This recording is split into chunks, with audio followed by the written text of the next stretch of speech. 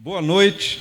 Dando continuidade ao projeto, hoje nós vamos ter como tema a difusão e avanço tecnológico na literatura amapaense, que é a quarta palestra, que tem como palestrante o senhor Lucivo Armando Bloch e Leno Serra Calins, e a mediadora, a Raquel Braga.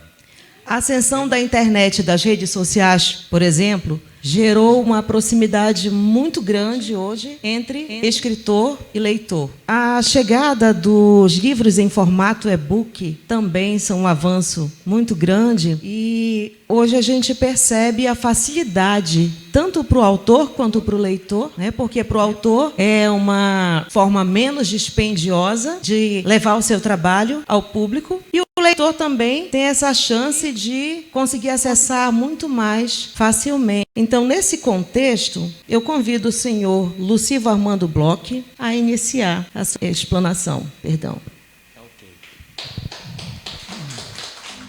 Lucivo Armando Bloch, conhecido como Lucivo Bloch, é paranaense, nascido em 6 de maio de 1958 no interior da cidade de Querência do Norte, noroeste do estado do Paraná. Aos 14 anos, na cidade medianeira, foi considerado apto a trabalhar como contínuo ou office boy do antigo Banco Bamirindos, onde permaneceu por pouco tempo, até conhecer umas instalações da editora gráfica Fellini. Fascinado pela fábrica de livros, usou todos os meios para conseguir um emprego como tipógrafo. Com a cumplicidade de um amigo, gazeava aula à noite para ir até a gráfica para praticar e aprender a arte de lidar com os tipos, antiga tipografia. Logo abriram uma vaga para aprendiz de tipografia. Desenvolveu a função de tipógrafo encardenador em 1978, fixou residência em Foz do Iguaçu, pois já tinha chegado uma máquina de impressão da Suécia e não tinha operador. Em 1984, pediu demissão e fundou sua própria editora em Foz do Iguaçu, com segmento de impressão de livros, jornais e outros periódicos. Em 2002, mudou sua gráfica para Sorriso, em Mato Grosso, permanecendo por 2 anos trabalhando com o jornal Folha do Cerrado. Em 2006, decidido voltar para Foz do Iguaçu, recebeu um convite para ir para o norte do Brasil, no Amapá. Em Macapá, trabalhou em parceria com a gráfica RVS até 2010, quando fundou a gráfica e editora Cromoset. Atualmente, desponta como referência pelos inúmeros trabalhos realizados na produção de livros. E ele encerra com essa frase: felicidade não é ter tudo o que você quer, é querer bem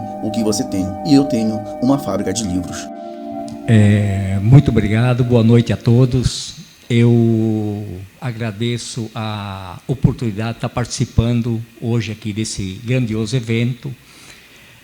E tem um ditado, né, que nós levamos sempre em consideração. Ao passado, nós devemos a nossa existência, mas nós não podemos nos apegar apenas ao passado, e sim ao futuro, porque quem vive de passado é museu. Então, se nós começarmos a explanar toda uma trajetória da tecnologia a nível de imprensa, desde a época de Gutenberg, que ocorreu mais ou menos em 1530, nós levaríamos provavelmente o resto da semana toda, né? E que foi disponibilizado a partir dos anos 60, 70, 1960, mais ou menos 1970, que eu acho que ocorreu essa mudança tecnológica da área de tipografia, que inclusive foi mencionado pelo Pastana na terça-feira, até o sistema offset, que é um sistema ainda que hoje é muito interessante, porque eu, por exemplo, eu ainda trabalho com sistema offset. Offset, em certo ponto, já é um sistema mais ou menos offset e um sistema digital. Porque o Amapá, na realidade, ele foi contemplado, eu acredito que a partir dos anos, mais ou menos dos anos 60, com algumas gráficas que se colocaram à disposição para fazer impressão de livros, de jornais. Inclusive, na ocasião, por volta do ano 70, surgiu um padre aqui, pela história que contaram, que eu consegui apurar, ele tinha necessidade de divulgar os trabalhos da diocese em todo o estado do Amapá, que era uma região remota, e ele viabilizou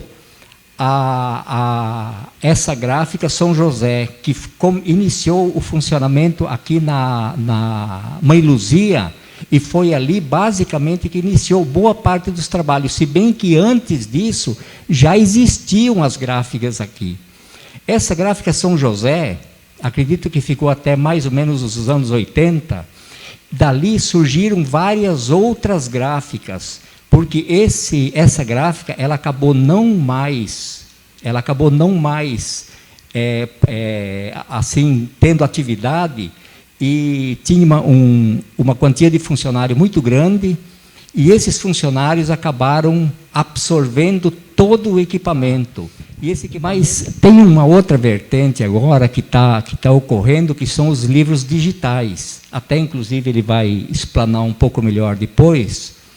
E isso aí está fazendo com que esse segmento que hoje a gente desenvolve, que é o segmento, por exemplo, de impressão de livros físicos, começa a ser cada vez mais tímido.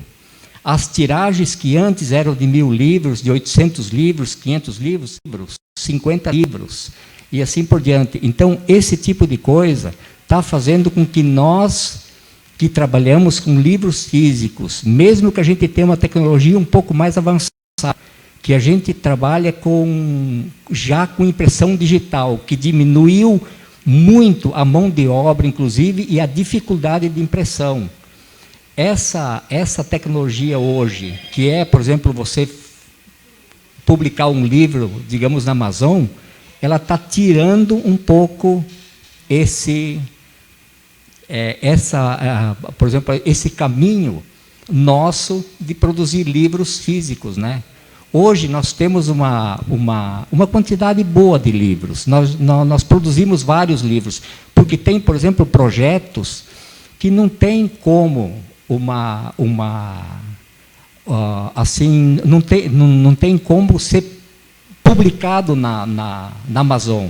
Por exemplo, existem projetos hoje, que nem até inclusive tem editores aqui, que a gente produz livros que não é interessante que seja apenas publicado na Amazon, que precisa ter um livro físico.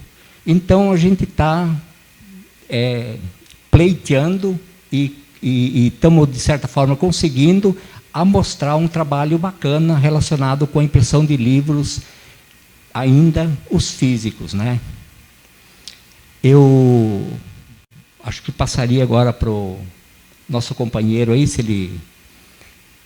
ele quiser explanar alguma coisa mais interessante relacionado com os livros digitais, né? Então, fica à vontade.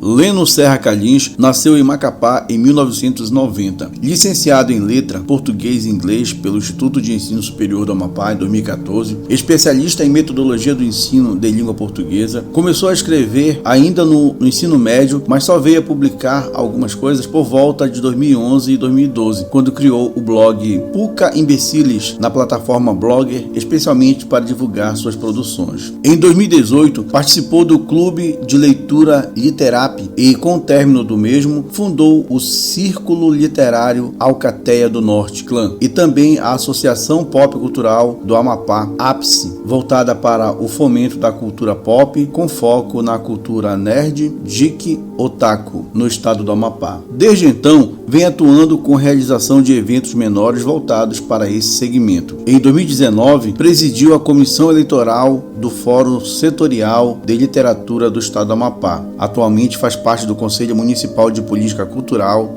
do município de Macapá. Bom, gente, quando a gente analisa, estuda a história da literatura, né, a gente vê que, por muito tempo mesmo, a produção literária ela foi uma coisa restrita a um certo nicho da sociedade, a elite. A elite é quem tinha dinheiro para poder produzir aquele livro, que é essa primeira barreira. Você ter um mecenas para auxiliar naquela produção. Se você não tem um mecenas, você tem que ser o mecenas de si mesmo. Então, nós podemos observar que muitos escritores no passado, eles eram médicos, advogados, eles tinham uma profissão que garantia aquela renda para que eles pudessem investir no seu próprio trabalho literário. Isso também valia para outros segmentos artísticos, mas dentro da literatura isso sempre foi muito presente. Agora, hoje em dia, Nós podemos dizer que só não publica quem não quer ou quem não vai atrás de publicar. No Brasil, a gente verifica que tem mais aparelhos celulares do que pessoas. Tem mais do que o dobro de celulares do que a quantidade de pessoas no Brasil. São 200 milhões de habitantes e tem mais de 400 milhões de aparelhos celulares. E também no Brasil a gente verifica que existem muitas facilidades para o acesso à internet. Muitas mesmo. Por exemplo, no Brasil tem uma coisa que é de pouco conhecimento para a grande maioria da população, que não tem nos Estados Unidos. Aqui no Brasil existem facilidades dos planos telefônicos para acesso às redes sociais. Você assina o plano e você tem acesso à utilização gratuita daquelas redes sociais, principalmente o WhatsApp, Facebook. Você consegue utilizar gratuitamente. Nos Estados Unidos não existe isso, porque eles não possuem uma cultura relacionada às redes sociais que nós temos aqui. O brasileiro adora as redes sociais. Lá existe uma facilidade de planos voltado para consumo e utilização do SMS. Tanto que quando o WhatsApp cai, a gente sente muita falta aqui. Lá eles não estão nem aí, porque eles não utilizam. Então eles não sentem falta disso. Agora, se cair o sistema de envio de SMS, aí é um caos para lá. Mas é uma coisa que não vai acontecer. Então, assim, no Brasil nós temos uma grande facilidade em termos tecnológicos e de internet mesmo, tem tudo para dar certo para o meio digital em relação à literatura. Tudo mesmo. Está tudo perfeitinho ali, é um ótimo campo. E não é por quê? Porque não existe uma cultura no Brasil de leitura. Não existe essa cultura nem no meio físico, e a gente observa isso pelo fechamento de livrarias e pela baixíssima quantidade de livrarias, se comparado à Argentina, que tem uma população muito menor que o Brasil e tem o triplo de livrarias funcionando, sim. A Argentina é só um exemplo, mas tem outros países que são menores ainda que a Argentina. Paraguai, exatamente, Paraguai e outros, a gente observa que a cultura de leitura, de consumo literário é muito maior nesses países. E nós não temos essa cultura nem no físico no Brasil, que tirar no digital. E isso a gente também pode comparar como a partir do que a gente vê das chamadas fake news, né, que entrou na moda agora, falar em fake news, não é mais boato, é fake news. As pessoas não procuram ir atrás de informação. Se as pessoas não procuram atrás de uma informação básica, elas não vão atrás de uma leitura um pouco mais complexa. As pessoas não gostam de ler. É um fato que a gente tem que lidar. Infelizmente. E agora, assim, apesar desses pesares, né, a gente tem que entrar numa outra discussão, que é a formação e composição de livros digitais. Assim, tem um pensamento que eu vejo em muitos artistas, que é só você digitar o livro, para publicação online, no caso. É só você digitar o livro e publicar num formato de documento Word ou converter para PDF. Primeiro, uma coisa que eu fui descobrir recentemente, inclusive, PDF não é um livro digital. Ele é um arquivo eletrônico de um livro, mas ele não é considerado um livro digital. O livro digital ele envolve toda uma questão de programação, de código, e tem aquele formato do EPUB e outros formatos que vai variar de país para país também. Então, assim, tem muitos artistas que acreditam que é só você digitar o livro, converter para PDF, subir numa plataforma ou distribuir por aí pronto, é um livro digital. Não é. E por que eu estou falando disso? Porque a gente necessita, além de termos editoras, que é uma coisa muito boa trazer uma editora para cá, para o Amapá, nós precisamos realmente, nós também precisamos de cursos de formação e atualização para os próprios artistas, para eles poderem acompanhar as mudanças e não ficarem, como o colega colocou ali, presos ao passado, como se fosse um museu, ficarem presos só àquela publicação impressa. Você precisa se atualizar, precisa aprender a converter o seu trabalho para novas mídias, para as redes sociais também. Nós temos, por exemplo, agora o Facebook, ele não está bombando mais como antes, o que bomba mais agora é o Instagram. Publicações pelo Instagram são uma boa forma de fazer a divulgação do seu material, de divulgar-se, principalmente para a poesia. A poesia eu acredito que seja mais fácil fazer a divulgação. Para quem é da prosa, sofre um pouco mais, é mais complicado, principalmente aquela prosa mais extensa, novelas, romances. Agora, quando se trata de contos, dá para você trabalhar um pouco no perfil ali do Instagram, do Facebook. Agora, se você trabalha só com novelas, com romances, aí você já tem que utilizar essas plataformas como meio de divulgação. E, só para finalizar, é importante focar nessa divulgação de si próprio, das suas produções, porque nós temos aqui presente um exemplo, o nosso querido Marvin Croix, né, que ele divulga o seu trabalho nas redes sociais e ele conseguiu fechar o contrato com uma editora por meio disso. Não foi mesmo, Marvin? Então, assim, é um exemplo. Nós temos que utilizar a internet a nosso favor para a divulgação, para a produção também, e temos que nos atualizar continuamente para não ficarmos obsoletos e desconhecidos. Dito isso,